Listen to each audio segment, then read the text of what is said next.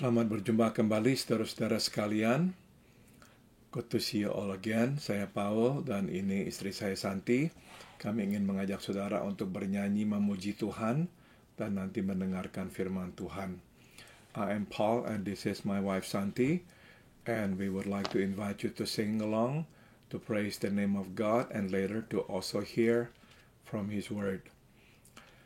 Lagu yang kami nyanyikan adalah lagu Natal. Yang pertama, Di Dalam Kandang Yang Senyap, dan yang kedua, Di Dalam Palungan atau Away in the Manger. Di dalam kandang yang senyap, di tengah negeri yang lelap, telah datang juru selamat dunia untuk menebus dosa kita. Dia datang sebagai Raja, juga putranya Allah. Di dalam kandang yang senyap,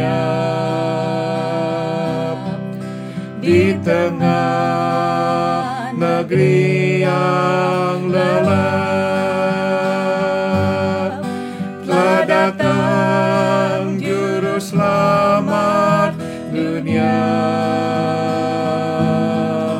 untuk menebus dosa kita. Dia datang sebagai Raja, juga putranya Allah. Di dalam palungan tiada yang lain, terbaringlah Yesus berbalutkan kain. Bintangnya di langit mengkilap terang, dan Yesus tertidur lelap dan tenang. Ya Yesus Tuhanku, dengar doaku, tetaplah sertaku dengan kasih-Mu. Semua anak-Mu berilah berkat dan hidup serta-Mu di sorga kelak. Away in a manger, no crib for a bed, the little Lord Jesus laid down His sweet head. The stars in the bright sky looked down where He lay. The little Lord Jesus asleep on the hay. Be near me, Lord Jesus, I ask Thee to stay. Close by me forever and love me, I pray. Bless all the dear children in Thy tender care, and feed us for heaven to live with Thee there.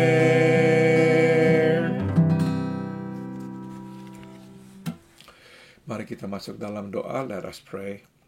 Bapa dalam surga, kami naikkan syukur. Kami boleh memasuki bulan Desember dan boleh mengingat kelahiran-Mu di dalam dunia. We thank you, Heavenly Father, that you have been with us and that you have brought us into the month of December, the month that we will remember the birth of Jesus on the earth. Bapa, biarlah Engkau sekarang berkata-kata kepada kami siap untuk mendengarkan-Mu. And now we pray, Father, please speak to us. We are ready to listen to you. Yes. Dalam nama Tuhan Yesus kami berdoa. In the name of Jesus we pray. Amin. Saudara, saya akan bacakan firman Tuhan yang diambil dari kitab Injil Yohanes pasal 1 ayat 11. Please turn your Bible to the Gospel of John chapter 1 verse 11.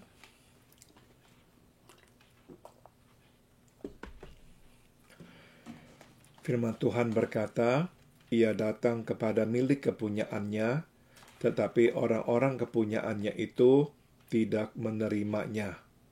Ia datang kepada milik kepunyaannya, tetapi orang-orang kepunyaannya itu tidak menerimanya.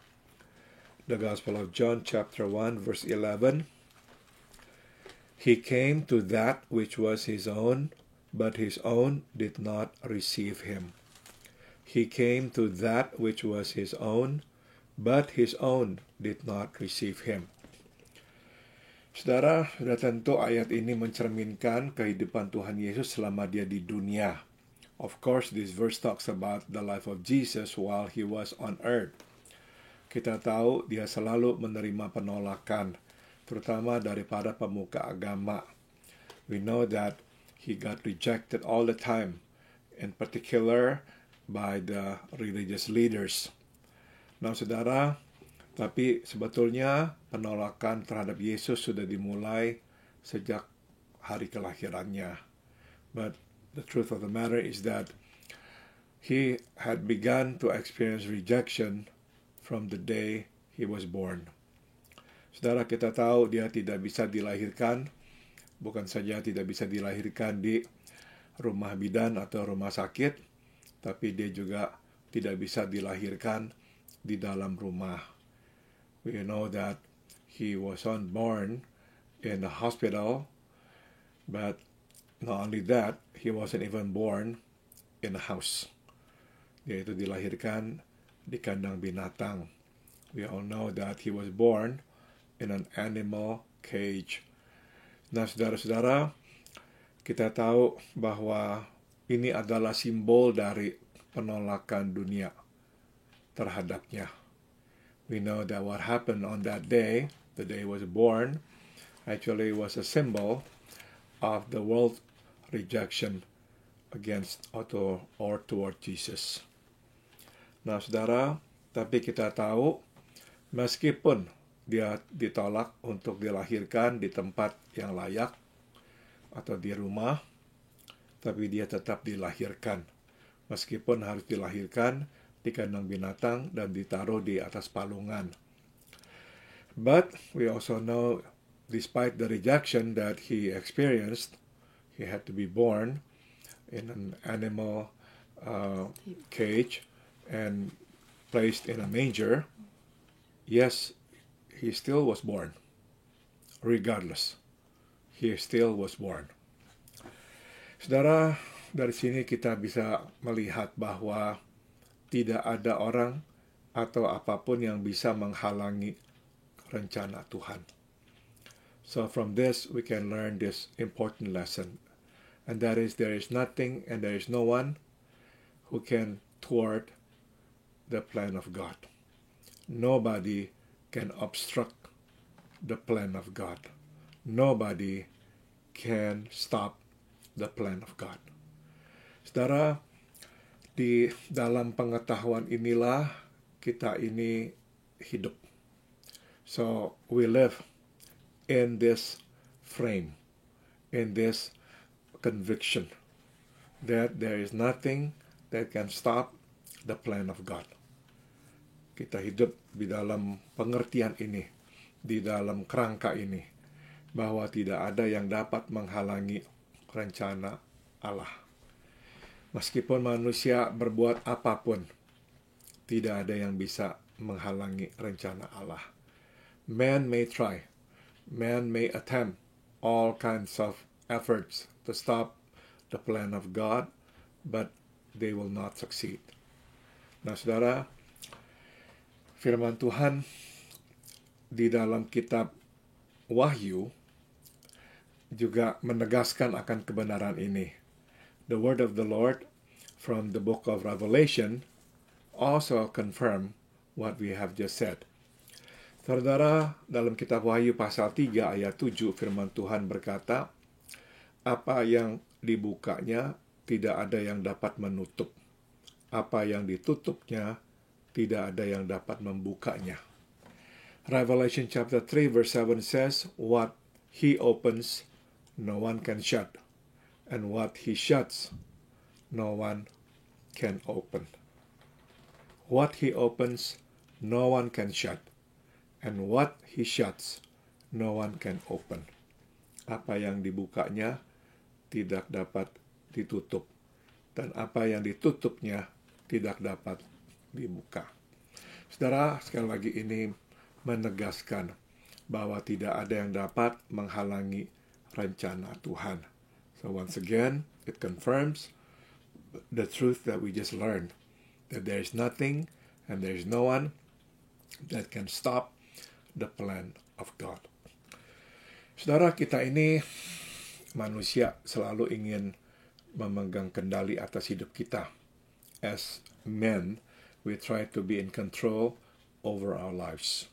Kita ingin sebetulnya memastikan hari esok.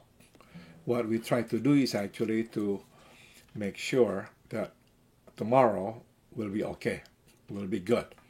Nah, saudara, di dalam usaha kita mengendalikan, di dalam usaha kita memastikan hari esok kita itu akan oke, akan baik, maka kita itu membuat rencana.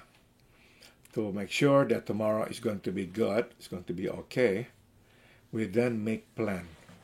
Saudara, rencana kita sudah belum tentu rencana yang jahat atau yang berdosa. And you see, our plan may not be necessarily bad or sinful. Tidak, saudara. Namun, saudara, Tuhan memang menginginkan rencananya.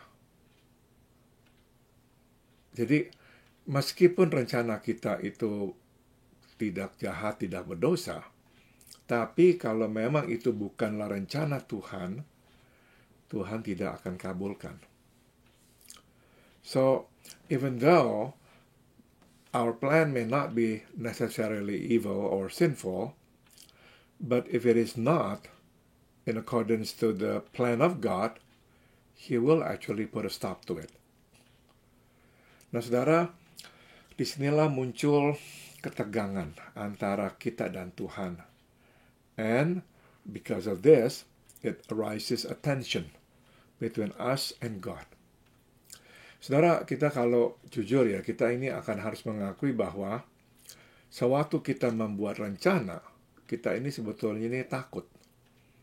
Takut kalau Tuhan itu nggak setuju dan Tuhan nanti akan menghentikan rencana kita. So, if we are honest, we can say that every time we make a plan, we are actually a bit anxious. We're anxious because we're afraid God will not approve this plan and He's going to actually stop it. Nah, saudara, memang kita ini akan berkata, kita mau berserah. Ya, kita serahkan rencana kita kepada Tuhan dan sudah tentu itu adalah baik. Of course, what we usually do is we surrender to God. We say, Lord, here's my plan, so I give it to you. Tapi saudara, sewaktu kita berkata, Tuhan, inilah rencana saya serahkan kepadamu, sebetulnya saudara, kita takut loh menyerahkan rencana kita kepada Tuhan. Yeah, be that as it may, that we say to the Lord, here's my plan, I give it all to you, but deep down inside we are actually afraid. to give that plan to God because we are afraid that it will not be in accordance to His will or His plan.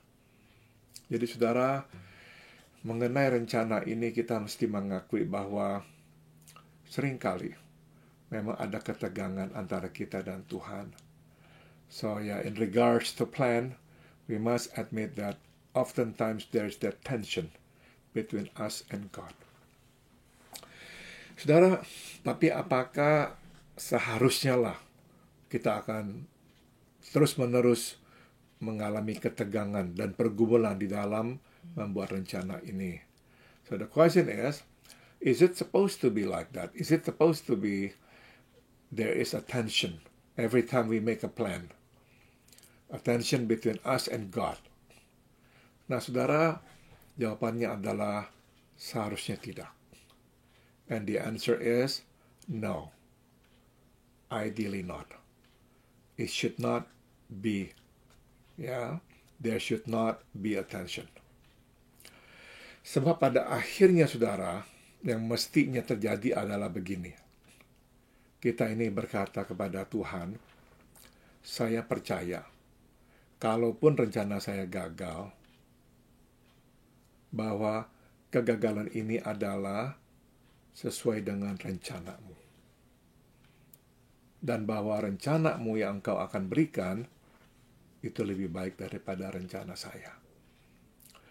There should not be a tension anymore, because what we should do is, we should say to the Lord, Lord, I give it up to you.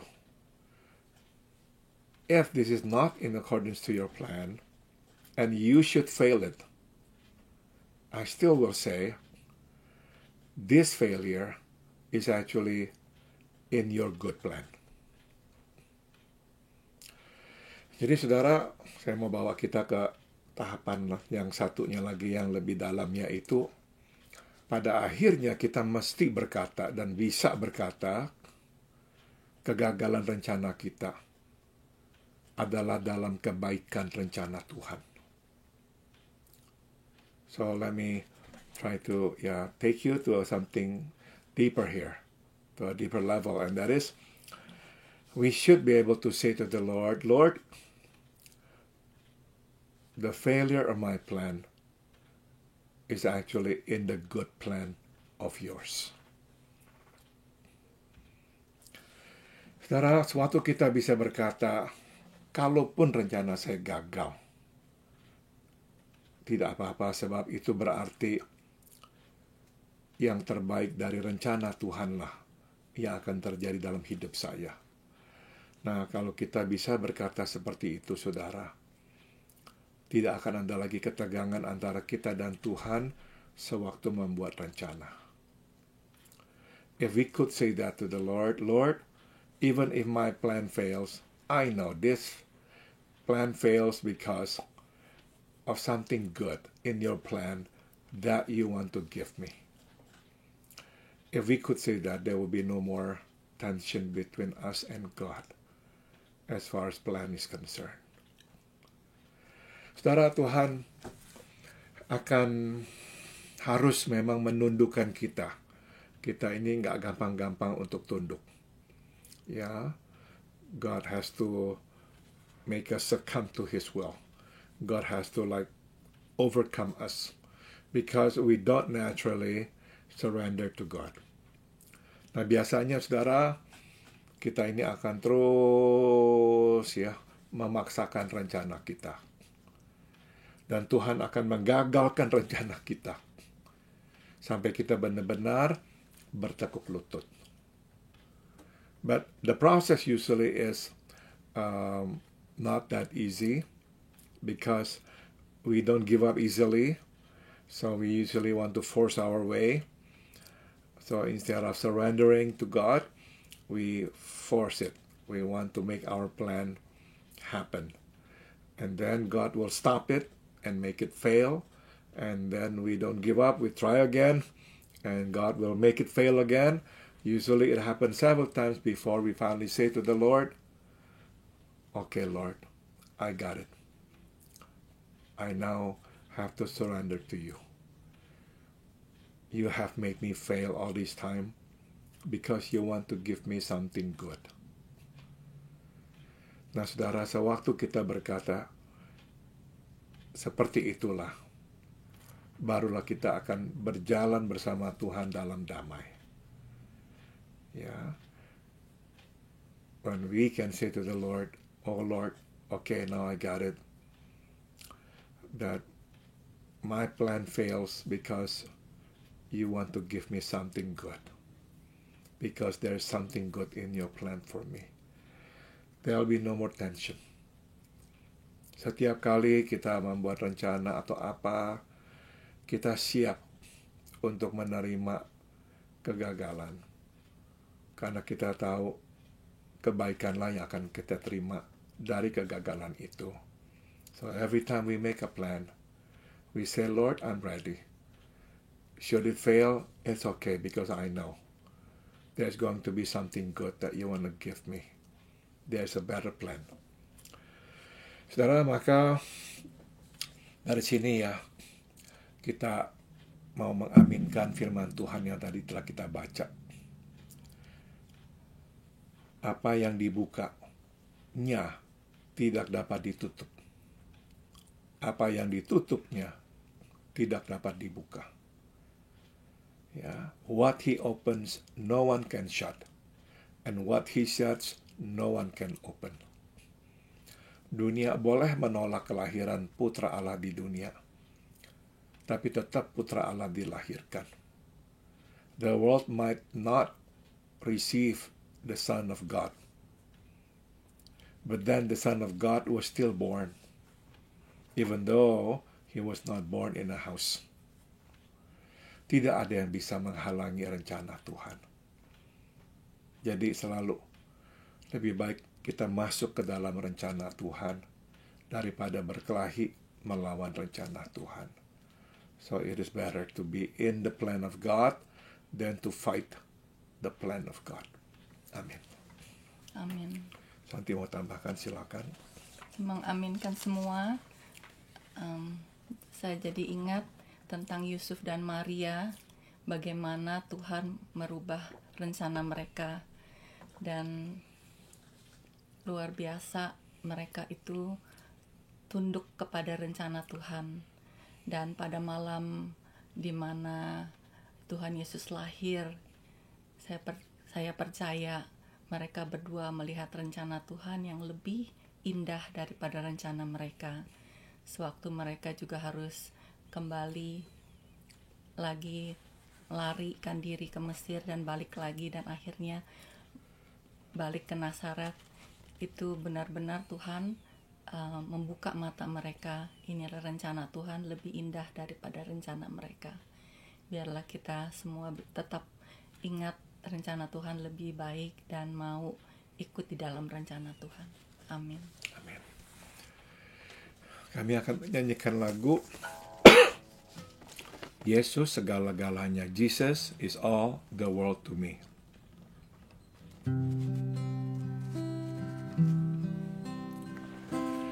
Yesus segala-galanya, mentari hidupku,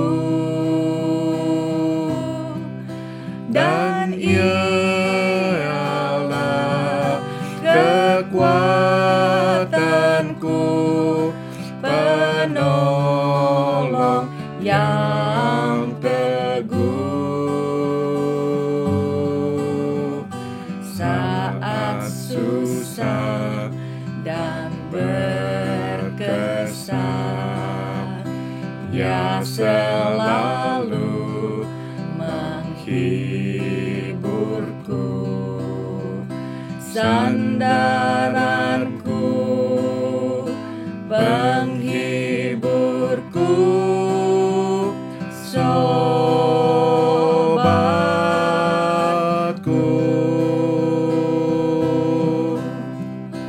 Yesus segala-galanya, selalu yang ku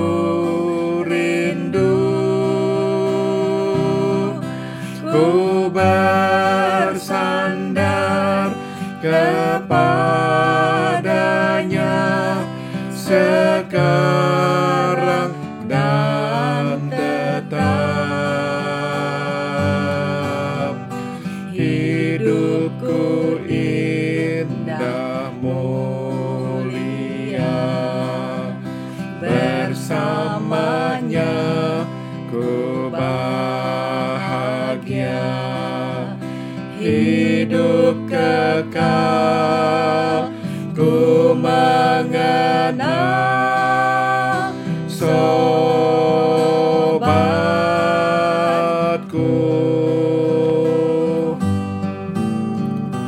Jesus is all the world to me, my life, my joy, my all. He is my strength from day to day. Without Him I would fall. When I am sad, to Him I go. No other one can cheer me so. When I am sad, He makes me glad. He is my friend. Jesus is all the world to me. I want no better friend. I trust Him now, I'll trust Him where life's fleeting days shall end. Beautiful life with such a friend. Beautiful life that has no end. Eternal life, eternal joy. He is my friend.